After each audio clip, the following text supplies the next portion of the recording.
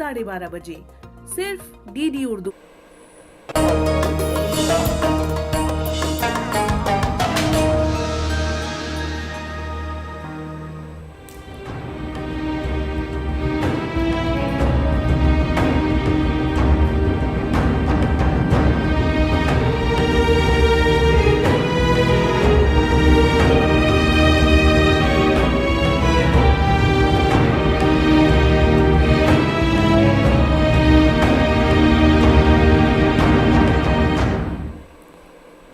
आदाब नाजरीन, मैं हूं फरहान नजम। आप देख रहे हैं डीडी उर्दू की बेहद ख़ास पेशकश hello doctor. Programme hello doctor में हम आपको बताते हैं आपकी सेहतमंद ज़िंदगी का राज, ताकि आप बदल सकें अपने जीने का अंदाज़। नाजरीन, इसमें कोई दो राय वाली बात नहीं है। हर इंसान सेहतमंद रहना चाहता है और अच्छी सेहत हासिल करने के लिए वो तरह तरह की कोशिशें करता है, तरह तरह से अच्छी सेहत बनाने के लिए वो सोचता रहता है। लेकिन एक कमी ऐसी है जो अक्सर देखने में आती है, जो हम करते हैं वो होता है, अगर किसी भी तरह का सिम्टम, किसी भी तरह की परेशानी हमारे जिस्म में महसूस होती है तो हम उसे नज़रअंदाज करते हैं और उसके बारे में सोचते नहीं, डॉक्टर के पास जाते नहीं। और डॉक्टर के पास हम जाते नहीं तो क्या होता है कि बीमारी बढ़ जाती है, और बीमारी बढ़ जाती है तो उसका इलाज भी बढ़ जाता है। वैसे तो बहुत सारे ऐसे अमराज हैं जो देखे जा सकते हैं, जो जानलेवा हो सकते हैं, लेकिन एक मर्ज़ की अगर बात की जाए तो एक मर्ज़ बहुत ही ज़्यादा ख़तरनाक है, जिसे कैंसर कहा जाता है, जिसके बेदार करने के लिए बहुत सारे कैंपेन भी चलाए जाते हैं, जिससे हर इंसान उसके बारे में जानकारी हासिल करे और उसे पता चल जाए कि किस तरह से कैंसर का इलाज शुरुआती दौर में किया जाता है। इन्हीं सभी मुहिम की अगर बात की जाए तो एक बहुत ही ख़ास मुहिम जो कि हर 14 फरवरी को मनाई जाती है, वो है इंटरनेशनल 15 फरवरी को मनाई जाती है, वो है इंटरनेशनल चाइल्ड कैंसरहुड डे, जिसका मकसद है कि कैंसर के बारे में जाने, कैंसर किस तरह से होता है, बच्चों में कैंसर कौन सा पाया जाता है, उसका इलाज क्या है, यही इसका मकसद होता है। तो आप समझ गए होंगे आज की हमारी ये ख़ास पेशकश, जो कि 15 फरवरी को जिसके बारे में अभी बात हो रही है, ऑब्ज़र्व किया जाता है, जिसे इंटरनेशनल चाइल्डहुड कैंसर के तौर पर। तो इसका मकसद भी यही है कि इस कैंसर को लेकर अवेयर रहें, जानें कि ये कैंसर क्या है, किस तरह से होता है, कितनी तरह का होता है। इन्हीं सभी पहलुओं पर गौर करने के लिए एक्सपर्ट का एक ख़ास पैनल हमारे स्टूडियो में मौजूद है। आपको उनसे तारुफ कराएंगे। और एक बहुत ही ख़ास बात, अगर आप चाइल्डहुड कैंसर्स के बारे में कोई जानकारी हासिल करना चाहते हैं या कुछ क्वेश्चन करना चाहते हैं हमारे एक्सपर्ट से, तो डायरेक्ट जो स्क्रीन पर इस वक्त नंबर नज़र आ रहा है उस पर आप फ़ोन कर सकते हैं, जानकारी हासिल कर सकते हैं। लेकिन हमेशा की तरह हमारे इस ख़ास प्रोग्राम में, जो कि बेहद ख़ास रिपोर्ट है, चाइल्डहुड कैंसर पर मबनी है, उसे मुलाज़ा फरमाइए आपके लिए।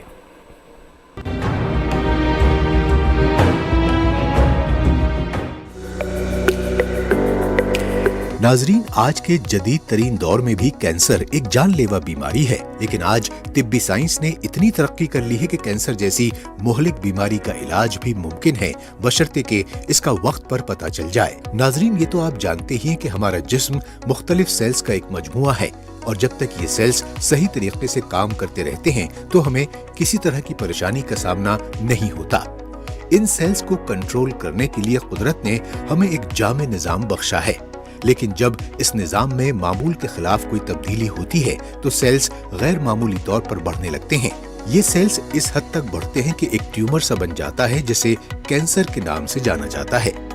कैंसर हर उम्र के लोगों को हो सकता है और ये जिस्म के किसी भी हिस्से को मुतासिर कर सकता है।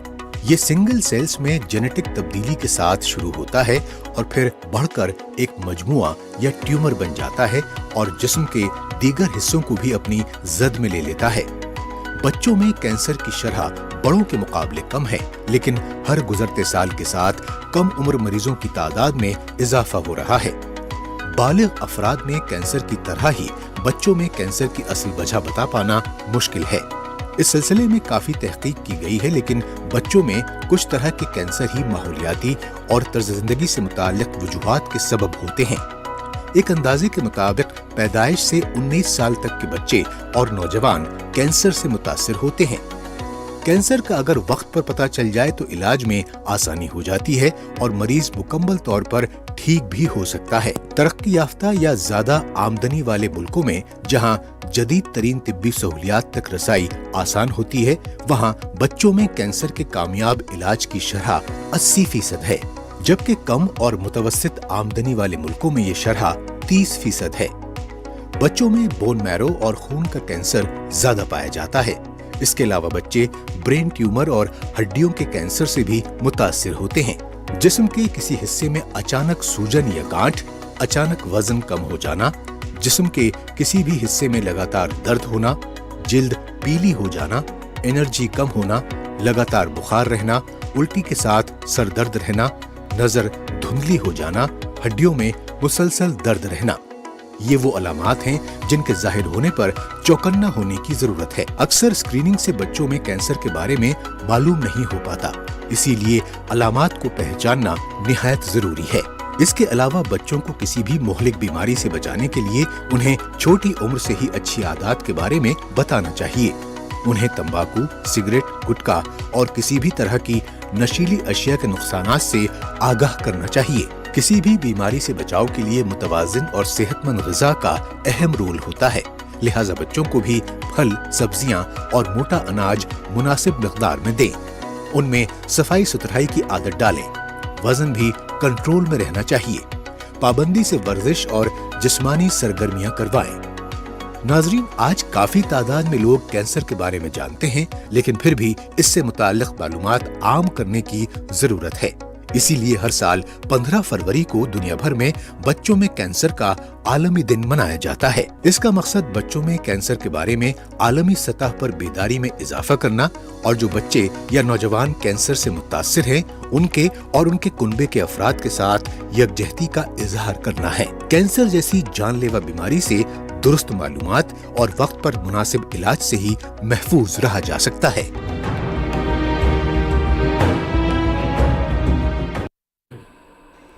तो नाजरीन, जिस तरह से हमने रिपोर्ट में देखा कि हम जानकारी से इस बीमारी पर काफ़ी हद तक काबू पा सकते हैं, ठीक हो सकते हैं।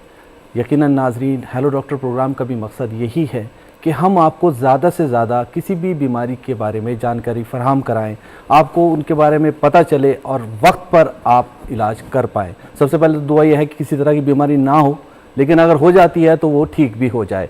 तो अब शुरुआत करते हैं अपने प्रोग्राम की। आज का जो हमारा टॉपिक है, इंटरनेशनल चाइल्डहुड कैंसर डे पर जो हम बात कर रहे हैं, इस प्रोग्राम में शिरकत के लिए जो एक्सपर्ट्स मौजूद हैं हमारे इस पैनल में, सबसे पहले मैं तारुफ कराना चाहूँगा आपका डॉक्टर कौशल काडला से, जो कि कंसल्टेंट हैं, हेड हैं department of medical oncology, Safdarjung hospital, नई दिल्ली में। हमारे साथ दूसरे एक्सपर्ट मौजूद हैं डॉक्टर दीपम पुष्पम, जो कि एसोसिएट प्रोफेसर हैं department of medical oncology, AIIMS नई दिल्ली में। और हमारे साथ बहुत सीनियर डॉक्टर होम्योपैथी के डॉक्टर ब्रेंदर शर्मा, जो कि डायरेक्टर हैं आयुष दिल्ली सरकार में। तीनों एक्सपर्ट्स का बेहद शुक्रिया हमारे प्रोग्राम में शिरकत करने के लिए। प्रोग्राम की शुरुआत करेंगे यहाँ पर हम डॉक्टर कौशल काडला आपसे। बच्चों में अगर कैंसर की बात की जाए तो बच्चों में कैंसर कितनी तरह से होते हैं, कितनी तरह के होते हैं, इसके बारे में आप बताइए। नमस्कार। बच्चों में जो सबसे कॉमन कैंसर है, जो सबसे प्रमुख रूप से पाया जाता है, वो है ब्लड कैंसर, जिसे ल्यूकेमिया कहते हैं। ओके। एक्यूट लिम्फोब्लास्टिक ल्यूकेमिया और एक्यूट माइलोइड ल्यूकेमिया, ये सबसे कॉमन कैंसर है। इसके बाद बात की जाए तो ब्रेन ट्यूमर्स हैं जी, वो कॉमन होते हैं बच्चों के अंदर जी। उसके बाद लिम्फोमा और बोन ट्यूमर, ओके, इस तरह के कैंसर बच्चों में प्रमुख रूप से पाए जाते हैं। Okay okay okay. तो ये आपने जो बताया कि इस तरह के कैंसर पाए जाते हैं, तो इनके सिम्टम्स के बारे में मैं डॉक्टर कौशल आपसे ही बात करना चाहूँगा। किस तरह के सिम्टम्स, अलामात महसूस किए जा सकते हैं अगर कोई भी खुदा न खास्ता इस तरह की परेशानी हो रही है किसी भी बच्चे में? हाँ, तो जैसे अगर ल्यूकेमिया की बात की जाए तो बच्चे को कमजोरी महसूस होती है, उसके अंदर खून की कमी होती है, उसको कोई इन्फेक्शन हो सकता है। उसके बाद उनकी गिल्टियाँ, जो लिम्फ नोड्स होते हैं जी, वो बड़े हो जाते हैं। तो इस तरह के सिम्टम्स कॉमनली ब्लड कैंसर्स में मिलते हैं। उसके बाद बात की जाए तो ब्रेन ट्यूमर में बच्चे को उल्टी, सर दर्द, दौरे की संभावना रहती है जी। इसके बाद लिम्फोमा भी लिम्फ नोड्स की बीमारी है, तो इसमें शरीर में गिल्टियाँ बढ़ जाती है, गर्दन में गिठान हो जाती है, पेट में गिठान हो जाती है जी, तो और बगल में। जहाँ जहाँ लिम्फ नोड्स होते हैं उनकी गिठानों की बीमारी है तो पूरे शरीर में वो बढ़ती है। उसके बाद बोन ट्यूमर में जो है सूजन आती है जी किसी भी बोन में जी, तो इस तरह के सिम्टम, पेन, दर्द होता है, सूजन आती है, तो इस तरह के सिम्टम्स ओके कॉमनली होते हैं। आप अपने डिपार्टमेंट में हेड हैं तो आप तो इस तरह के पेशेंट्स डेली देखते ही होंगे। मैं पूछना चाहता हूँ आपके पास जब पेशेंट पहुँचता है तो वो ज़्यादातर किस स्टेज पर पहुँचता है, क्योंकि स्टेज की कैंसर में बहुत ही ख़ास अहमियत है। अगर शुरुआती स्टेज में कोई पेशेंट पहुँच जाता है, चाहे वो बच्चा है चाहे वो बड़ा है, तो आपको इलाज करने में मैं समझता हूँ काफ़ी हद तक आसानी होती है। तो ज़रा सा हमें ये बताइए आपके पास जो पेशेंट आते हैं वो किस स्टेज में आते हैं? हाँ, जैसे सॉलिड ट्यूमर है तो सॉलिड ट्यूमर में हमारे पास जो ज़्यादातर कैंसर आते हैं जी 50-25 कैंसर फैलने के बाद आते हैं। ओके, तो अगर वो जल्दी स्टेज में आ जाएं तो उनका इलाज अच्छी तरह से हो सकता है, ज़्यादा प्रभावशाली तरीके से हो सकता है और बीमारी पूरी ठीक हो सकती है। तो किसी भी सिम्टम्स को अवॉइड नहीं करना, तुरंत अपने कैंसर स्पेशलिस्ट या किसी भी डॉक्टर के पास तुरंत पहुंचना चाहिए। जितना जल्दी स्टेज में बीमारी पकड़ में आएगी उतना ही प्रभावशाली तरीके से इलाज संभव हो पाता है। ओके ओके, मतलब शुरुआती दौर का जो वक्त होता है, स्टेज होती है, वहाँ पर इसे समझना बेहद ज़रूरी है। अगर पेशेंट उस स्टेज में पहुँच जाता है, पहली स्टेज में, दूसरी स्टेज में, तो उसके ठीक होने की जो उम्मीद है काफ़ी हद तक रहती है। डॉक्टर दीपम, आपके पास मैं आऊँगा यहाँ पर। डॉक्टर कौशल ने यहाँ सिम्टम्स की बात की, आप पर्टिकुलर जो चाइल्डहुड कैंसर हैं उसके स्पेशलिस्ट हैं। मैं आपसे पूछना चाहता हूँ आपके पास जो पेशेंट आते हैं ज़्यादातर किस तरह के कैंसर के पेशेंट जो हैं ज़्यादा आपको देखने को मिलते हैं और उनका इलाज आप किस तरह करते हैं, क्या सिम्टम्स लेकर आते हैं? डॉक्टर दीपम। नमस्कार।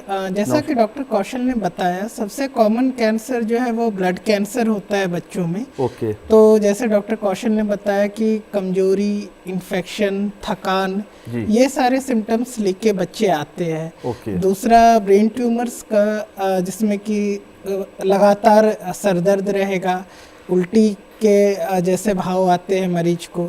तीसरा, कोई एक हिस्से में कमजोरी भी कई बार ब्रेन ट्यूमर के लक्षण होते हैं। अच्छा। हाँ, ये भी एक इम्पॉर्टेंट सिम्टम है जो कि हमें देखना है। चौथी चीज़ जो होती है मांसपेशिया या हड्डियों का ट्यूमर, उसमें गांठ के रूप में उभरता है। और ये सबसे कॉमन सिम्टम ये रहता है कि वो गांठ के रूप में मरीज का सिम्टम आते हैं। तो इन कॉमन सिम्टम्स को लेके मरीज आते हैं। पर हमें ये चीज़, एक महत्वपूर्ण चीज़ है कि कई बार इस तरह के सिम्टम दूसरी बीमारियों में भी हो सकते हैं जो कि कैंसर ना। ये बहुत इंपॉर्टेंट बात है, इसके बारे में ज़रा सा आप खोल के बताइए, खुलासे से बताइए। हाँ, जैसे कि खून की कमी, तो सबसे कॉमन कारण बच्चों में कई बार होता है कि आयरन की कमी होती है या वर्म्स होते हैं, जो हम लोग बोलते हैं आंतों में जो वर्म्स होते हैं, उसके वजह से भी कई बार खून की कमी होती है। तो ये सब कैंसर नहीं है, ये एक आसान तरीके से इनका उपचार हो जाता है। तो बट इनके लक्षण कैंसर से मिलते जुलते हैं। तो इस तरह के जब भी लक्षण होते हैं तो जो भी गार्जियन है, पेरेंट्स है, उनका पहला कदम होना चाहिए कि कम से कम नज़दीक में जो बच्चों के डॉक्टर हैं उनको दिखाएं। और जहाँ भी ये आशंका व्यक्त की जाती है कि नहीं यहाँ कैंसर होने की भी संभावना है या नॉर्मल तरीके से उपचार से निदान नहीं हो पा रहा है, तो स्थिति में कैंसर के डॉक्टर से मिलना है। Okay okay. तो सबसे पहले जो लोकल डॉक्टर्स मौजूद हैं, बच्चों के स्पेशलिस्ट हैं, उनके पास जाना चाहिए और पूरा एग्जामिन कराना चाहिए। और मैं समझता हूं कि डॉक्टर जिस तरह से इलाज करने के लिए कहे उस पर अमल करना चाहिए। डॉक्टर वीरेंद्र, आपकी तरफ रुख करूंगा। आप बहुत सीनियर डॉक्टर हैं, आपके पास तो मालूमात का ख़जाना है। यहाँ पर मैं जानना चाहूँगा, ये जो इंटरनेशनल चाइल्डहुड कैंसर की बात हो रही है, तो कितनी तरह के कैंसर देखने में आते हैं और आपके पास जो पेशेंट आते हैं आप उनमें क्या ज़्यादा महसूस करते हैं? डॉक्टर वीरेंद्र। देखिए, आज ये बहुत अच्छा मौका है जिस पर कि हम लोगों को जागरूक भी कर रहे हैं और ये बता भी रहे हैं कि कैंसर बच्चों में कैसे होता है और जब कैंसर हो जाए तो उसकी पहचान कैसे करनी है। जी डॉक्टर। कैंसर एक ऐसी बीमारी है जिसको अगर बिल्कुल शुरुआत में पकड़ लिया जाए तो उसका काफ़ी हद तक इलाज हो सकता है। जी जी डॉक्टर साहब। अभी तक साइंस को ये नहीं पता चला कि कैंसर होता कैसे है। जी। पर जब होता है बच्चे को तो उस बच्चे में कुछ जो लक्षण है वो प्रारंभिक तौर पर दिखाई देते हैं। जैसे बच्चे को भूख बिल्कुल कम हो जाती है, अच्छा, और बच्चा बिल्कुल जैसे आम बच्चों की तरह खेलता है वैसे नहीं खेलता वो, उसको बहुत कमजोरी महसूस होती है, या घर में जीना है तो ऊपर नहीं चढ़ पा रहा है वो, ऊपर से नीचे नहीं उतर पा रहा है वो, और कभी कभी वो ऐसे भी होता है कि उसको बुखार आया और बुखार काफी दिन तक रहा और वो किसी दवाई से उतर रहा है और फिर चढ़ रहा है, या बुखार के दौरान उसको ठंड भी लग रही है और आप एक अच्छे चिकित्सक के दिखाने के बावजूद भी उस बच्चे के बुखार को ठीक नहीं कर पा रहे हैं। जी डॉक्टर साहब। और साथ में ये भी देखा गया है कि बच्चा सिर दर्द की बार बार कंप्लेंट बता रहा है, स्कूल से ये कंप्लेंट आती है कि जी आपके बच्चे को ठीक से दिखाई नहीं दे रहा है, आप स्कूल से ये भी कंप्लेंट आती है कि जी हम जब सब बच्चों को दौड़ाते हैं तो ये दौड़ नहीं पा रहा है, इसको एक तरफ कोई दिक्कत हो रही है। तो ऐसी स्थिति में हमें ये पता करना चाहिए कि बच्चे के अंदर क्या दिक्कत है, और आज की तारीख में कोई मतलब हम कैंसर को बहुत इजीली डिटेक्ट कर सकते हैं। और वो कैसे डिटेक्ट कर सकते हैं, उसका सबसे बड़ा पैरामीटर्स है कि अगर उसको ल्यूकीमिया है, अब मैं वर्ड ल्यूकीमिया बता दूं जिसको ब्लड कैंसर कहते हैं। जी डॉक्टर साहब। ये दो वर्डों से बना हुआ है, ल्यूकोज मीन व्हाइट और इमिया का मतलब से ब्लड। तो जो व्हाइट ब्लड सेल्स होते हैं हमारे, वो ही जब हमारे अबनॉर्मल हो जाएं, मीन टू से जो हमारा डिफेंस है वही हमारे अपोजिट चला जाए, तो उस स्थिति में जो ब्लड है वो बहुत गाढ़ा हो जाता है, जो हमारे रेड ब्लड सेल्स हैं वो बहुत कम हो जाते हैं, जिसकी वजह से बच्चे को अनीमिया हो जाएगा, उसका हीमोग्लोबिन कम हो जाएगा।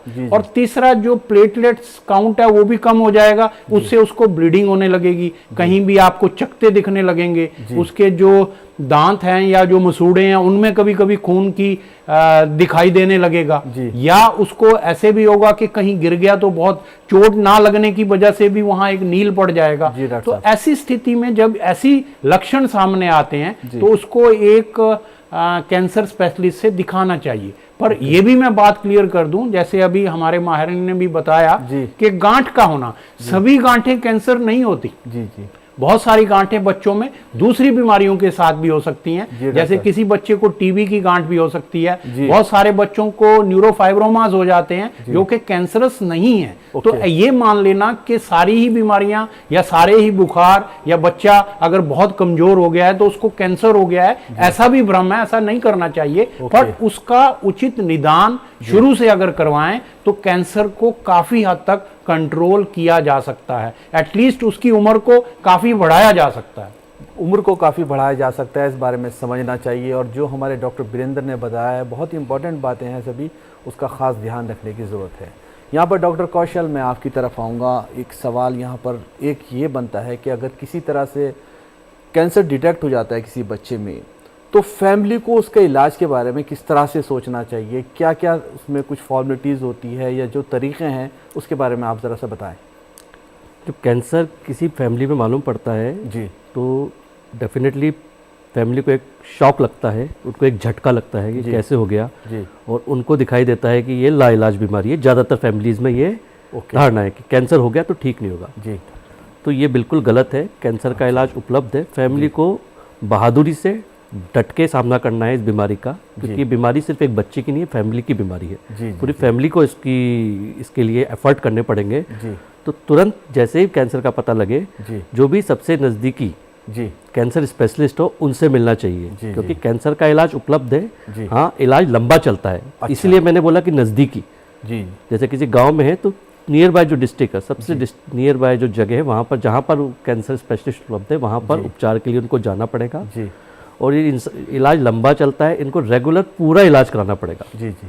इलाज के दौरान कुछ तकलीफ़ें भी होती हैं, ठीक है, उसमें इन्फेक्शन का भी खतरा होता है, ज़्यादा बाल भी गिर जाते हैं, ठीक है, कमज़ोरी भी होती है, लेकिन जो भी है अल्टीमेटली मरीज़ को ठीक करना है। तो ठीक करने के लिए इलाज करना ज़रूरी है। तो इलाज से घबराना नहीं है और पूरा इलाज कराना है। आधे में इलाज नहीं छोड़ना है, इलाज उपलब्ध होता है। जी, आपने इलाज की बात की और ये बात पर आपने बहुत ज़्यादा जोर दिया है कि इलाज पूरा कराना है, इलाज लंबा चलेगा। तो ज़रा सा ये प्रोग्राम देखने वालों को ये भी जानकारी दीजिए कि इसका इलाज आमतौर पर कितने दिन तक चलता है और उसे किस तरह किन स्टेजेस में पूरा करना होता है पेशेंट को। जैसे कि अभी जिक्र हुआ कि सबसे कॉमन कैंसर ल्यूकेमिया है। जी डॉक्टर साहब। तो ल्यूकेमिया का इलाज तकरीबन बच्चों में 2.5 से 3 साल तक चलता है जी। तो शुरू में इंटेंसिव फेज का ट्रीटमेंट चलता है, तो शुरू में ज़्यादा तेज ट्रीटमेंट चलता है जी। उसके बाद कुछ कुछ अंतराल में मरीज़ को बुलाया जाता है इलाज के लिए। तो पूरा इलाज जो होता है तकरीबन 3 साल चलता है। तब में विभिन्न प्रकार की जांचें होती है, विभिन्न प्रकार की दवाइयाँ दी जाती हैं। तो इसको लेकिन इलाज करना ज़रूरी है जी, बीच में नहीं छोड़ना है जी, ये है इम्पोर्टेंट। ओके डॉक्टर दीपम, आपकी तरफ आना चाहूँगा मैं। इलाज करना ज़रूरी है और 3 साल का लगभग इन्होंने अरसा बताया डॉक्टर कौशल ने। तो इलाज होने के बाद क्या मुतमईन हो जाए पेशेंट या उसके घर वाले कि वो ठीक हो गया, या स्क्रीनिंग या किसी तरह के टेस्ट इन्वेस्टिगेशंस ये आगे भी चलेंगे? डॉक्टर दीपम। हाँ, मैं कुछ चीज़ें पहले डॉक्टर कौशल केस में जोड़ना चाहूँगा। जी तो प्लीज़। एक समस्या हम लोगों ने देखा जाता है, जैसे मरीज का इलाज शुरू होता है जी, तो इलाज शुरू होते ही तकलीफ में आराम मिल जाता है मरीज को जी, बीमारी भी ठीक हो जाती है। जी, जी। पर उसमें ये इम्पोर्टेंट है मरीज के परिवारजनों के लिए जी। कि जब तकलीफ में आराम आ गया, बीमारी ठीक हो जी। गई, उसके बाद भी जो डॉक्टर ने प्लान किया है जी, ट्रीटमेंट, जी। मान लीजिए 4 महीने का ट्रीटमेंट प्लान किया गया है, 2 महीने में बीमारी ठीक हो गई, राइट। तो बाकी 2 महीने पूरा करना अति आवश्यक है। ज़रूरी है जी। हाँ, ये चीज मरीज के परिवारजनों को ध्यान देना चाहिए। जी। दूसरी बात है, एक बार जब बीमारी ठीक हो जाती है जी। तो उसके बावजूद भी कुछ मरीजों में बीमारी वापस आने की संभावना रहती है। अच्छा, अच्छा। हाँ, ये जी। चीज भी महत्वपूर्ण पहलू है। जी। तो इसके लिए हमारे तरफ से ये सलाह रहती है कि मरीज को बीच बीच में 3 महीने या 6 महीने में एक बार आके जी। जिन्होंने भी कैंसर का इलाज किया उनसे मिलना चाहिए। जी, जी। उसमें वो कुछ टेस्ट करते हैं ताकि जी। ये चेक करते रहते हैं जी, कि जी। बीमारी कहीं वापस तो नहीं आई। जी। अगर आ भी रही है तो उसको शुरुआती दौर में पकड़ने की कोशिश करें। और ये जानकारी भी बहुत महत्वपूर्ण है कि अगर बीमारी वापस आती है, उस स्थिति में भी ज़्यादातर बच्चों के कैंसर में इलाज उपलब्ध है। तो ऐसा नहीं है कि बीमारी वापस आ गई तो कुछ नहीं हो सकता है। दूसरी चीज़ है कि कई बार कुछ जो ट्रीटमेंट चलता है, ट्रीटमेंट खत्म होने के बावजूद भी उसके देर के साइड इफेक्ट हो सकते हैं। हाँ, डिपेंडिंग कि क्या ट्रीटमेंट किया गया है, जैसे रेडिएशन हुई है या सर्जरी हुई है या दवा दी गई है, तो वो लेट। आपको जरा सा मैं यहाँ पे रोकूंगा, बहुत अच्छे से आपने सारी चीज़ें बताई क्योंकि कॉल आ गई है। हाँ। कोई कॉलर है आपसे बात करना चाहते हैं। बताइए। हेलो। हेलो। हेलो जी, बताइए, आपकी आवाज़ मिल रही है हमें, बताएं। जी, मेरा नाम अमित हुआ। जी, कहाँ से बोल रहे हैं आप और उम्र बताइए पेशेंट की? बच्चे की उम्र जो है ना 5 साल है। अच्छा, आप कहाँ से बात कर रहे हैं? मैं दरभंगा बिहार से बात कर रहा जी, बहुत स्वागत आपका, बहुत खैर मकदम, वेलकम प्रोग्राम में फ़ोन करने के लिए। बताएं अपना सवाल, एक्सपर्ट सुनना है आपको। जी, बच्चे का वजन लगातार कम हो रहा है और वो कमजोरी महसूस कर रहा है। जी। हाँ, तो क्या करना चाहिए सर मुझे इसमें? अच्छा, डॉक्टर कौशल, मैं आपके पास आऊँगा और यहाँ पर दीपम जी आपसे भी मैं राय लूँगा कि वज़न कम हो रहा है तो क्या जल्दी से बताएंगे इनमें? देखो, वज़न कम होने के बहुत सारे कारण होते हैं। पहली चीज़ तो ये मैं जानना चाहूँगा, वज़न कितने समय में कितना कम हुआ? जी, अगर आपको आवाज़ मिल रही है बताइए, आपका वज़न जो बच्चे का कम हुआ है कितने वक्त में कम हुआ है और कितना कम हुआ है? 5 किलो, 10 किलो? 3-4 महीने में सर कम से कम 2-2.5 किलो वजन कम हुआ। 3-4 महीने में 2-2.5 किलो कम हुआ है वजन। तो आपको, मुझे लगता है कि नज़दीकी डॉक्टर के पास जाना चाहिए। डॉक्टर और हिस्ट्री और अच्छे से आपसे पूछताछ करेंगे, पेशेंट को एग्जामिन करेंगे। आपने कहीं दिखाया पेशेंट को? दिखाया आपने कहीं बच्चे को दिखाया? जी, दिखाया तो दवा क्या कह रहे हैं डॉक्टर्स? कुछ क्लियर कुछ बताना, बस बोल रहे हैं कि वो ठीक हो जाएगा, ठीक हो जाएगा, ठीक हो जाएगा। डॉक्टर दीपम, आप क्या कहना चाहेंगे? आप खुद स्पेशलिस्ट हैं इसके बच्चों के, तो बताएं। देखिए, ये जो वजन कमना है ये कई कारणों से हो सकता है। हाँ, तो इसमें मेरी सलाह ये रहेगी कि जो आपके, आई थिंक दरभंगा में भी आपके मेडिकल कॉलेज है, तो वहाँ के पीडियाट्रिशियन से जाके मिलिए, एक बार सारी जांच कराइए, तो फिर ज़्यादा हम लोग बेहतर स्थिति में आएंगे उसका निदान करने के लिए, क्योंकि हमें और भी चीज़ें देखनी पड़ेंगी। जी जी, बहुत शुक्रिया। यहाँ पर अमित जी आपका बहुत शुक्रिया फ़ोन करने के लिए। डॉक्टर्स ने जैसा बताया है कि जो आपके सिटी हॉस्पिटल है, जो स्पेशलिस्ट हैं, एक बार वहाँ जाकर दिखाइए, जांच कराइए और उम्मीद है कि आपका बच्चा ठीक हो जाएगा। जांच से पता चल जाएगा कि जो भी मर्ज़ है बच्चे को ठीक है, जिस वजह से वज़न कम हो रहा है, आपके बच्चा जल्द से जल्द ठीक हो जाएगा, ऐसे हम उम्मीद करते हैं। फ़ोन करने के लिए बेहद शुक्रिया। यहाँ पर मैं वापस आऊँगा डॉक्टर कौशल आपके पास। इलाज की बात हो रही है, यहाँ पर ट्रीटमेंट की सारी बात हो गई, लेकिन अब वो बात करूँगा कि ट्रीटमेंट में परेशानी क्या क्या आती है। जो कि पेरेंट्स को आती है, बच्चे को आती है, उस पर ज़रा सा रोशनी डालिएगा डॉक्टर कौशल। जैसे कि बात हुई, ट्रीटमेंट बहुत लंबा चलता है जी, तो परेशानी आती है पेशेंट को बराबर फॉलोअप के लिए और इलाज के लिए पेशेंट को लेकर डॉक्टर के पास जाना पड़ता है। ओके, क्योंकि अगर कोई दिहाड़ी मजदूर है जी, या फैमिली में एक ही अर्निंग मेंबर है, उसको रेगुलर मरीज के साथ बराबर जाना है, तो कई बार उसको रोजगार की समस्या उपलब्ध होती है। ये फैमिली की प्रॉब्लम है। एक तो सबसे बड़ी प्रॉब्लम ये है जी। तो इसलिए मैंने एम्फेसाइज किया, जोर दिया कि नज़दीकी अस्पताल में जाना है, क्योंकि वहाँ रेगुलर फॉलोअप कराना है और ट्रीटमेंट पूरा कराना है, जैसे डॉक्टर दीपम ने भी क्लियर किया। जी जी जी। दूसरी चीज़ है कि जैसे कि साइड इफ़ेक्ट्स, कीमोथेरेपी अगर हम देते हैं तो कीमोथेरेपी के बहुत सारे साइड इफ़ेक्ट होते हैं। अच्छा। जैसे बाल गिर जाते हैं, कमज़ोरी आती है, उल्टी बहुत होती है मरीज़ को, जी जी। ठीक है, और कई बार मरीज़ की फर्टिलिटी में भी जब बड़ा हो जाता है तो उसमें भी फ़र्क पड़ता है, उसकी ग्रोथ पे भी फ़र्क पड़ सकता है। वैसे आजकल जनरली अच्छी दवाएं आ रही तो कम पड़ता है, कम ऐसा पड़ता कुछ है। नहीं है, ओके। ठीक है। तो ये वाली प्रॉब्लम है। और मरीज जैसे बच्चा है वो स्कूल जाता है तो स्कूल ड्रॉप आउट है, स्कूल वो रेगुलर नहीं जा पाता क्योंकि उसको इलाज कराना ज़्यादा ज़रूरी है। जी जी। तो ये वाली जो समस्या हैं जो सबसे ज़्यादा मरीज फेस करते हैं ट्रीटमेंट के दौरान। Okay okay. डॉक्टर दीपम, आपका रुख करना चाहूँगा, ट्रीटमेंट की भी बात हो गई, उसके तरीके की भी बात हो गई, अब मैं उस चीज़ पे रोशनी डलवाना चाहूँगा आपसे ज़रा सा कि अगर इलाज के बाद पेशेंट काफ़ी हद तक ठीक हो तो क्या उम्मीदें हैं, क्या सर्वाइवल के चांसेस हैं, कितना बेहतर रह सकता है पेशेंट, इसके बारे में डॉक्टर दीपम आप बताइए ज़रा।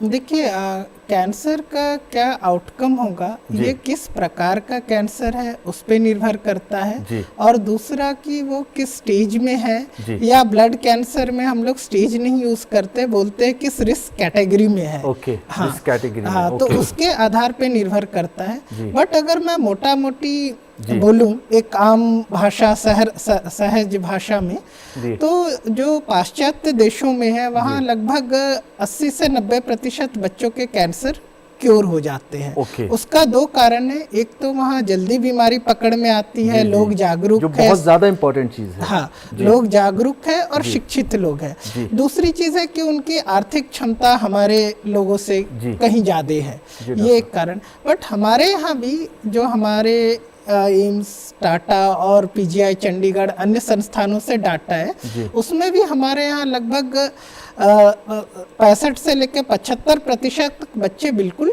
ठीक हो जाते हैं, जो बिल्कुल नॉर्मल जिंदगी जीते हैं। ये तो अच्छी बात बताई आपने कि लगभग एक बड़ी तादाद बताई कि इतनी तरह के बच्चे ठीक हो जाते हैं। यहाँ पर डॉक्टर वीरेंद्र, आपका रुख करूँगा मैं पूछना चाहूँगा किस तरह के खाने पीने की आदत होनी चाहिए बच्चों में, चाहे वो बीमार हैं या वो हेल्दी हैं, उसके बारे में बताइए, और ख़ास तौर से उन बच्चों के बारे में जो इस परेशानी से जूझ रहे हैं। देखिए, शुरू में अगर देखा जाए तो ये एक सेल म्यूटेशन है जी, और ये जेनेटिक बेस्ड म्यूटेशन है जी। एक सेल खराब हो गया, वो बाकियों सेल्स को खराब करता चला जाएगा जी डॉक्टर साहब, और उसकी वजह से जो हमारे ये शरीर में रोग पैदा होगा जी जी। तो ऐसी स्थिति में मतलब ये स्टडी की गई है कि जिनका खान पान या रहन सहन बहुत सहज नहीं है, खास करके वो लोग जो स्मोकिंग का मतलब ये नहीं है जो आदमी खुद स्मोक कर रहा है, स्मोकिंग का मतलब ये है कि वो सेकंड जो पैसिव स्मोकिंग है वो भी कंट्रीब्यूट करती है। अगर घर में उसका फादर या कोई और भाई अगर स्मोकिंग कर रहा है तो वो छोटे बच्चे पर उसका असर हो रहा है, क्योंकि वो भी वही हवा अंदर ले रहा है फेफड़े में जो उसने वहां छोड़ी है जी जी। और दूसरा जो खान पान है हमारा, खान पान में हम बच्चों को ज़्यादातर ये जो जितनी रिच फैटी डाइट्स हैं या फास्ट फूड्स हैं उसके लिए हम प्रेरित करते हैं, खुद ला के देते हैं, पर ये शरीर के लिए इतने हेल्दी फूड्स नहीं होते हैं। अच्छा, जो घर का बना हुआ खाना है जी जी, वो उसके अंदर जितनी एनर्जी है वो बाकी फूड्स में उतनी एनर्जी या उतनी बैलेंस डाइट नहीं हो सकती। तो बच्चों को अक्सर रेगुलर दूध देना, बच्चों को फल देना, उनको नियमित का मतलब है कि उसी टाइम पर वो अपना नाश्ता करें, उसी टाइम पर अपना लंच करें, उसी टाइम पर वो अपना रात का डिनर करें। अगर ये हम एक दिनचर्या बना लेते हैं तो इससे जो ये घातक बीमारियां हैं उनके एंट्री कम हो जाती है। और जो हमारा एनवायरनमेंट है, एनवायरनमेंट का फैक्टर भी कैंसर में बहुत बड़ा हिस्सेदार है। जैसे ये जितनी प्लास्टिक बेस्ड यूटेंसिल्स हैं, प्लास्टिक बेस्ड चीजें हैं जिनमें बेंजीन यूज होता है, वो ये सारी कार्सिनोजेनिक हैं। तो वो भी एक फैक्टर है कि जो हमारे जीवन शैली को प्रभावित करते हैं और उससे भी कैंसर होने की संभावना बढ़ती है। पर इन सब में जैसे डॉक्टर साहब ने भी बताया कि कैंसर शब्द से नहीं डरना है हमें, कैंसर शब्द का हमें सामना करना है। कैंसर सुनने से कोई ऐसा नहीं है कि मौत का पैगाम आ गया है। आप अगर नाम आपके पास कैंसर का आ गया या डॉक्टर साहिब ने कह दिया कि इस बच्चे को कैंसर है और आपको ये करना है, तो आप समझ लीजिए कि उस दिन से ही आप अपना पूरा एक मन बना लीजिए कि अब मुझे इसको पूरी तरह ठीक करवाना है। उसमें आपका आर्थिक शोषण भी हो सकता है, टाइम भी खराब हो सकता है, पर वो कुछ टाइम के लिए है, उसके बाद आपका बच्चा बिल्कुल स्वस्थ हो जाएगा। पर अक्सर ये देखा गया है पेरेंट्स को कि शुरू में तो वो बहुत ज्यादा, जिसे कहते हैं कि एक शंका महसूस करते हैं कि कोई फायदा नहीं है, दूसरों से सलाह लेते हैं, अरे कैंसर कहाँ ठीक होता है। ये सब अब गलत धारणाएं बन चुकी हैं। कैंसर पूरी तरह से ठीक हो सकता है, हम वापस उसी जिंदगी में, और खास करके ऐसे लोग जिनकी उम्र 40 साल से कम है, उनमें कैंसर ठीक होने का सक्सेस रेट ऊपर वाली उम्र से काफी ज्यादा है। वो बहुत जल्दी ठीक रिकवर होते हैं, बशर्ते है कि जो थोड़ी सी उसकी परेशानियां हैं, जो पोस्ट कैंसर ट्रीटमेंट जो उसके इफेक्ट्स हैं, उसको थोड़ा सा झेलना मुश्किल होता है। पर ऐसा नहीं है कि ये जानलेवा है। जानलेवा तब बनता है जब हम इसको टाल देते हैं, टालते रहते हैं और डॉक्टर के पास उस स्टेज पे जाते हैं जब ये सारा कुछ अंदर फैल चुका होता है। तो उस स्थिति में हम ना तो एक ऑर्गन को पकड़ पाते हैं ना दूसरे को पकड़ पाते हैं, क्योंकि जितने भी कैंसर हैं उनमें मेटास्टेसिस की संभावना काफी होती है और वो एक अंग को छोड़ के दूसरे अंग में पहुंचने की क्षमता रखता है। तो उसको रोकना, एक लोकलाइज ट्रीटमेंट करवाना या सर्जरी करवाना, यही एक आजकल के जो करंट मॉडर्न ट्रीटमेंट है उसमें बहुत सक्सेसफुल है और इसका रेट भी बहुत अच्छा है। हाँ, दुनिया में कैंसर के पेशेंट बहुत बढ़ रहे हैं, ये हमें मानना पड़ेगा कि अगर पूरी दुनिया का डाटा हम लें तो 3 लाख के आसपास all over the world per year बच्चे जो हैं वो कैंसर से प्रभावित होते।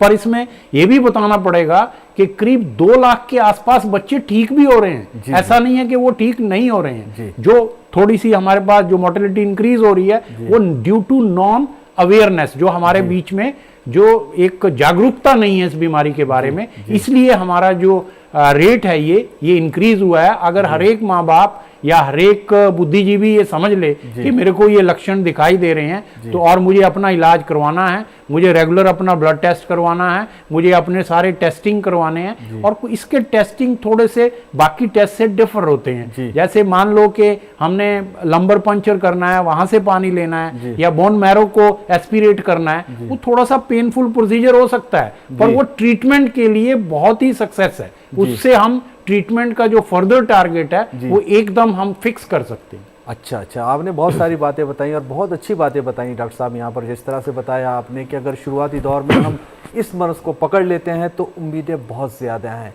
मुश्किल है लेकिन आसानियाँ भी हैं। अगर शुरुआती दौर में समझ लें कि इसका ट्रीटमेंट किस तरह से है, कैसे इसका ट्रीटमेंट होगा, क्या क्या चीज़ें होंगी, कौन से टेस्ट ज़रूरी हैं, इन चीज़ों पर ध्यान रखा जाए और अच्छा एक्सपर्ट होना भी बेहद ज़रूरी है जो कि ट्रीटमेंट कर रहा है।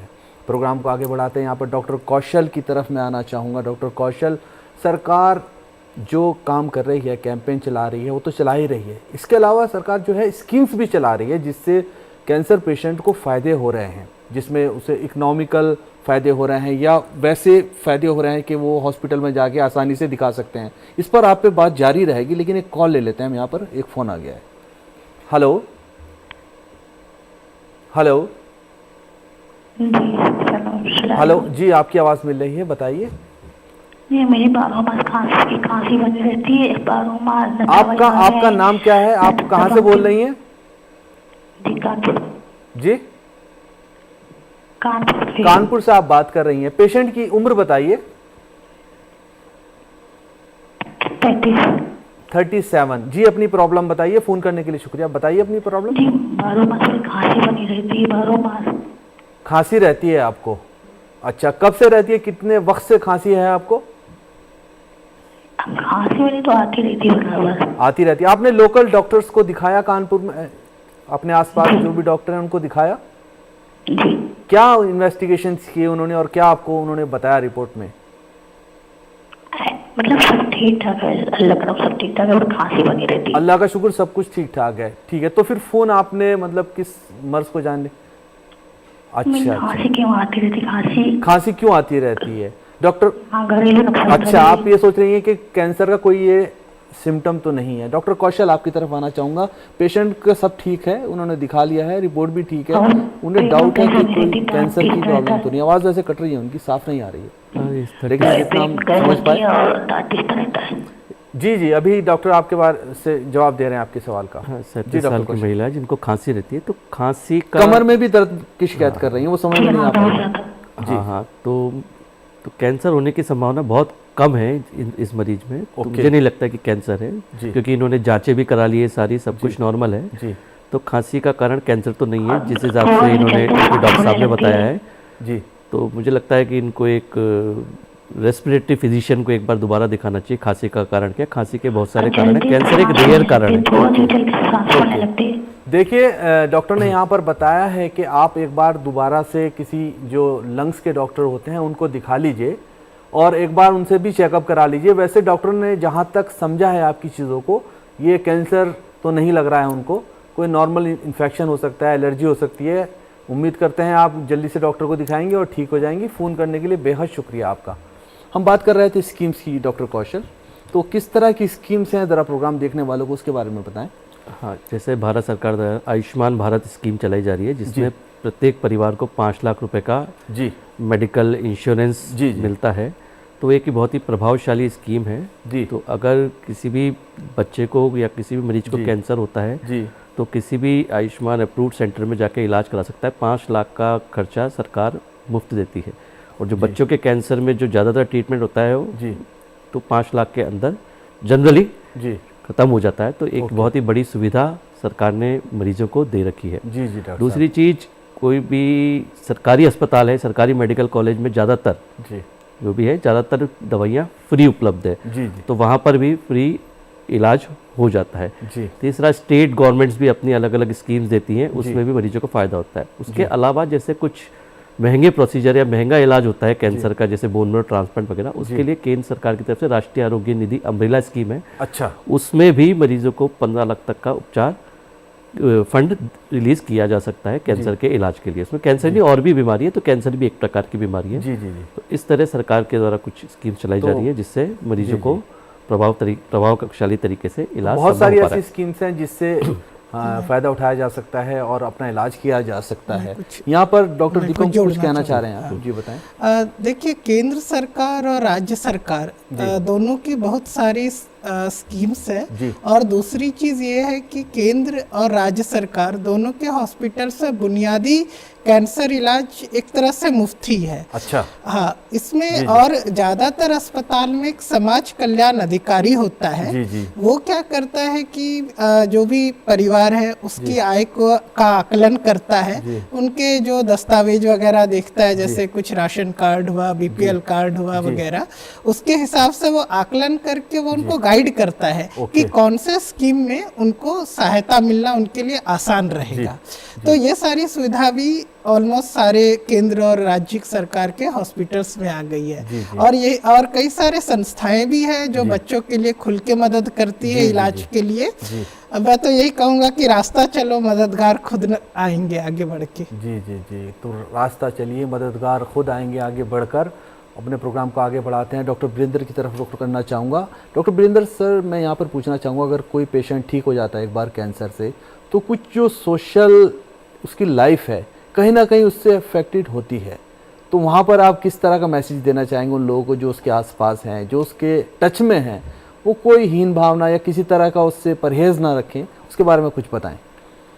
देखिए, जैसे मैंने पहले भी बताया कि जो कैंसर शब्द है उसका जो पूरी हमारी सोसाइटी में है जी, एक बहुत ज़्यादा डर है जी जी। और जिस किसी मरीज को कैंसर हो जाता है, उसको जो उसके इलाज के साइड इफेक्ट हैं जी। वो भी सोसाइटी के सामने नजर आते हैं। जी जी जी। फॉर एग्जाम्पल के उसको हमने कीमोथेरेपी दिया या रेडियोथेरेपी दिया, उससे उसके बाल पूरी तरह से गिर गए। जी जी जी। और बाल सिर्फ सिर के नहीं गिरे जी। बाल उसके आंख के ऊपर के भी गिर गए, जिसकी वजह से उसका जो फिगर है थोड़ा सा वो डिफर हो गया। तो हर एक लोग जो हैं वो सोसाइटी में उसको पूछेंगे अरे क्या हो गया, ये बाल कहाँ चले गए। तो आप ऐसा मत सोचिए कि बाल गिरने से अगर आपकी सेहत वापिस आ सकती है तो बाल भी दोबारा वापिस आ जाएंगे। ऐसा नहीं है कि बाल आपके परमानेंट चले गए। दूसरा, अगर मान लो किसी की सर्जरी हुई है, किसी को ब्रेन ट्यूमर था, वो पार्ट ब्रेन से निकाल दिया गया उस ट्यूमर का, और उसके बाद वो जो व्यक्ति है वो चलने में थोड़ा सा असमर्थ है, उसको किसी तरफ एक पाँव में एक हाथ में दिक्कत हो सकती है कुछ समय के लिए, तो वो टेम्परेरी भी हो सकती है और उसको बाद में फिजियोथेरेपी से या रिहैबिलिटेशन से उसको ठीक भी किया जा सकता है, ताकि उसको भी ऐसा लगे कि मैं भी इन बाकी सोसाइटी के लोगों जैसा ही हूँ। पर ये सोच लेना कि अगर मेरे को कैंसर हुआ तो उसके बाद मैं सोसाइटी के लिए किसी काम का नहीं रहूँगा, ये हीन भावना मरीज को ठीक करने में भी दुविधा पैदा करती है और मरीज के ठीक होने में भी दुविधा होती है। तो आपका जो अपना आत्म मनोबल है उसको बनाए रखना है ट्रीटमेंट के दौरान, ट्रीटमेंट के बाद भी और ट्रीटमेंट के दौरान भी, जिससे कि जो दवाई है, दवाई भी हमारी किसी बेस पर अंदर जो हमारी इम्यूनिटी है, जो हमारी डिफेंसिव फोर्स है, उसके ऊपर काम करती है। अगर कोई भी हम दवाई देते हैं तो आपका जो मनोबल है, आपका जो कॉम्प्लेक्स है, वो बहुत ज़रूरी है बीमारी को ठीक करने के लिए। और हम डॉक्टर्स भी यही चाहते हैं कि जितने मतलब उत्सुकता से हम आपको ठीक करना चाहते हैं, उतनी उत्सुकता आपके अंदर भी होनी चाहिए, ताकि हम उस बीमारी को जड़ से ख़त्म कर सकें। और कैंसर की वजह से बहुत सारे लोग जो हैं वो अस्पताल जाना ही नहीं पसंद करते कि कहीं अगर मेरे को कैंसर हो गया तो मेरे घर वाले, मेरे रिश्तेदार, मेरे बाकी जो मित्रगण हैं वो सब मेरे से दूर हो जाएंगे। एक बात मैं सबके मतलब जहन में ये डाल दूं कि कैंसर जो है वो कम्युनिकेबल डिजीज़ नहीं है। कैंसर एक दूसरे को के साथ छुआछूत की बीमारी नहीं है। कैंसर अगर आप किसी मरीज को हो गया है तो हाथ लगाने से या उसके कमरे में सोने से, उसके साथ सोने से दूसरे व्यक्ति को नहीं हो सकता। ये छुआछूत की बिल्कुल बीमारी नहीं है। तो इसलिए कैंसर के मरीज के साथ वैसा ही व्यवहार कीजिए जैसे आप अपने परिवारजनों के साथ करते हो, उसके बीमारी के दौरान भी, उसके ठीक होने के बाद भी, ताकि वो सोसाइटी में उसी तरह रहे जैसे पहले वो जीवन अपना व्यतीत कर रहा था। यकीनन नाजरीन, जो डॉक्टर वीरेंद्र ने बातें बताई बहुत ही ख़ास बातें हैं, इन्हें हमें समझना चाहिए। अगर किसी को परेशानी होती है और वो सोसाइटी में मौजूद है तो हमें उसका हमेशा हौसला बढ़ाना चाहिए, उसके साथ एक अच्छा बिहेवियर हमें करना चाहिए ताकि वो जल्द से जल्द ठीक हो सके। हमारा प्रोग्राम बिल्कुल लास्ट में पहुंच गया है। मैं डॉक्टर कौशल से रिक्वेस्ट करूंगा कि इस प्रोग्राम के ताल्लुक से कुछ अगर पैगाम मैसेज देना चाहें तो बहुत बेहतर होगा। डॉक्टर कौशल, क्या कहना चाहेंगे? हाँ, तो पहली चीज़, जैसे अभी पूरा डिस्कशन हुआ जी, कैंसर अगर हो जाए तो कैंसर से घबराना नहीं है जी, मजबूती से उसका सामना करना है जी, कैंसर स्पेशलिस्ट को दिखाना है और पूरा इलाज कराना है जी। इलाज से जैसे कि बताया बच्चों में कैंसर बहुत ही तकरीबन 70 से 80% बिल्कुल ठीक हो जाता है जी। तो इलाज के दौरान, इलाज के बाद भी पूरा अपना आत्मबल, आत्मविश्वास बनाए रखना है जी। और उसके बाद क्योंकि बिल्कुल नॉर्मल लाइफ हो जाती है, नॉर्मल ही जीवन व्यापन होता है, तो इससे घबराना नहीं। राइट। डॉक्टर जुबैर, क्या कहना चाहेंगे, किस तरह का पैगाम देना चाहेंगे प्रोग्राम देखने वाले? मैं एक पैगाम देना चाहूँगा, जो हमारे कई सारे बच्चे जो ठीक हो चुके हैं उनमें से कई लोग आज के डेट में IAS IPS ऑफिसर्स हैं, कई लोगों ने अपनी कंपनियां खड़ी की हैं, कई लोग डॉक्टर भी हो चुके हैं। तो ऐसा नहीं है कि अगर कैंसर हो गया तो आपके बच्चे का भविष्य अंधकार में हो गया।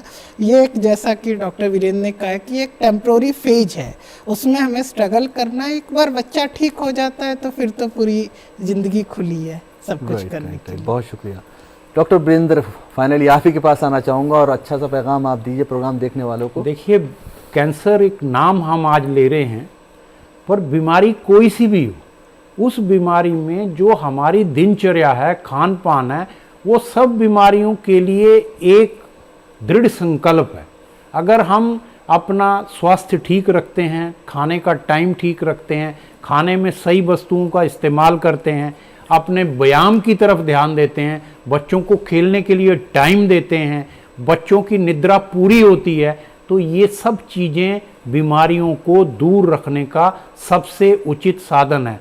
तो दवाई से पहले हमें अपने अंदर वो दवा पैदा करनी है ताकि हमारे पास बीमारी आए ही नहीं, अगर आ जाए तो उसका तुरंत समाधान कीजिए, डॉक्टर के पास जाइए और उसको कंसल्ट करके उसका इलाज करवाइए। उसको लेट नहीं करना है, लेट करने से बीमारी भी बढ़ती है, हमारे संसाधन भी खराब होते हैं और हम आर्थिक तौर से भी कमज़ोर हो जाते हैं।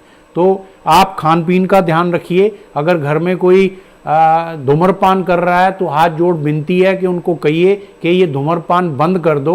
ये सिर्फ कैंसर ही नहीं पैदा करता, और भी कई 100 बीमारियां पैदा करता है। खास करके जो फेफड़ों की बीमारियां हैं, ये 90% धूम्रपान से ही प्रभावित होती हैं। आपने धूम्रपान को लेकर बहुत अच्छी बातें बताई। थोड़ा सा वक्त की यहाँ पर कमी है, दिल तो ये कर रहा है आपकी हर बात को बहुत देर तक सुनता रहूँ और बहुत सारी नॉलेज अपनी बढ़ाता रहूँ मैं। डॉक्टर वीरेंद्र, यहाँ पर डॉक्टर वीरेंद्र बता रहे थे अपने पैगाम में। हम एक बार बता देते हैं कि हमारे डॉक्टर कौशल ने जिस तरह से बताया कि अगर किसी भी तरह से कैंसर सामने आता है और कैंसर की शिकायत हो जाती है तो घबराना नहीं है। कैंसर आज के वक्त में वैसा नहीं रह गया है जैसा पहले था। अगर आप वक्त पर उसका इलाज कराते हैं तो आप बहुत अच्छे से ठीक रह सकते हैं और आपकी ज़िंदगी बढ़िया रह सकती है, सेहतमंद रह सकते हैं आप। डॉक्टर दीपम ने यहाँ पर बताया कि जो बच्चे कभी कैंसर में थे, कैंसर जिन्हें था, तो आज के टाइम में वो IAS भी बन चुके हैं। इनके इलाज के दौरान डॉक्टर दीपम के, और वो PCS भी बन चुके हैं और बड़ी बड़ी कंपनीज चला रहे हैं। तो इससे यहाँ हमें ये समझने को मिलता है कि अगर कैंसर बच्चे में हो भी गया है तो उसके ठीक होने के बहुत ज़्यादा चांसेस है। सभी डॉक्टर्स ने बताया कि 70 से 80% बच्चे बिल्कुल ठीक हो जाते हैं और अपनी बेहतर से बेहतर एक नॉर्मल लाइफ गुजारते हैं। यहाँ पर डॉक्टर वीरेंद्र की बात करेंगे। डॉक्टर वीरेंद्र ने बहुत ही जोर दे के कहा है कि धूम्रपान ना कीजिए, सिगरेट नहीं लीजिए, किसी भी तरह का कोई नशा नहीं कीजिए, क्योंकि आप खुद तो परेशान हो ही रहे हैं, आपकी सेहत ख़राब हो रही है, लेकिन ख़ास तौर पे जो लोग आपके आसपास हैं, आपके माहौल में हैं, उनके साथ भी बहुत ज़्यादा परेशानी हो रही है। डॉक्टर वीरेंद्र ने यह भी बताया कि खान पीन का ख़ास ख्याल रखिए, नींद लीजिए, और ताकि बीमारी ना हो, और अगर बीमारी हो जाती है तो उसमें घबराना नहीं है, वो जल्द से जल्द ठीक हो जाएगी। ऐसी हम दुआ भी करते हैं, ये नेक ख्वाहिशात भी हमारी हैं। तीनों एक्सपर्ट्स का बेहद शुक्रिया प्रोग्राम में शिरकत करने के लिए। यहाँ पर नाजरीन, आज का ये प्रोग्राम बहुत ही बेहतर रहा है। उम्मीद है आपको ये पेशकश पसंद आई होगी, और अगर आप इस प्रोग्राम को दोबारा देखना चाहते हैं तो YouTube पर आप देख सकते हैं। इसके अलावा अगर आप कोई भी अपनी राय देना चाहते हैं, कोई एडवाइस करना चाहते हैं, तो स्क्रीन पर दिए हुए हमारे जो email ID है उस पर भेज सकते हैं।